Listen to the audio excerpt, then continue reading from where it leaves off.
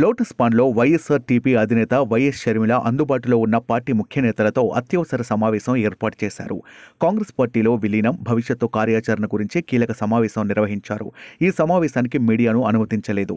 జనవరి 4వ తేదీన వైఎస్ఆర్టీపీని కాంగ్రెస్ పార్టీలో విలీనం చేస్తున్నామని షర్మిల పార్టీ నాయకులకు తెలియజేశారు. సోనియా గాంధీ తెలంగాణ ఇవ్వడం వల్ల ఏపీలో కాంగ్రెస్ నష్టపోయిందని, ప్రస్తుతం ఏపీలో కాంగ్రెస్ పార్టీని కాపాడుకోవాల్సిన అవసరం ఉందని అధిష్టానం చెబుతోందని షర్మిల పార్టీ నాయకులకు తెలియజేశారు.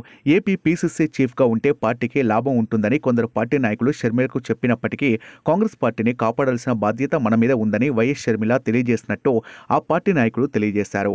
వైఎస్ జగన్కు తాము వ్యతిరేకం కాదని, అక్కడి ప్రజల తరపున మాత్రమే తాము పోరాటం చేస్తామని, తెలంగాణ రాజకీయాల్లోనూ షర్మిల పాత్ర ఉంటుందని, త్వరలో జాతీయ రాజకీయాల్లో షర్మిల కీలక పాత్ర పోషించనున్నారని తెలియజేశారు వైఎస్ఆర్టీపీ నేతలు.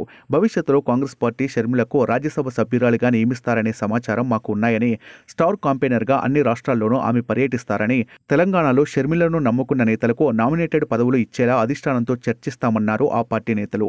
ఏఐసీసీ అధ్యక్షుడు మల్లికార్జున ఖర్గే నుంచి ఇప్పటికే షర్మిలకు ఆహ్వానం అందిందని, బుధవారం సాయంత్రం ముఖ్య నేతలు 40 మందితో కలిసి ప్రత్యేక విమానంలో ఢిల్లీ వెళ్తున్నట్టు ఆ పార్టీ నాయకులు తెలియజేశారు.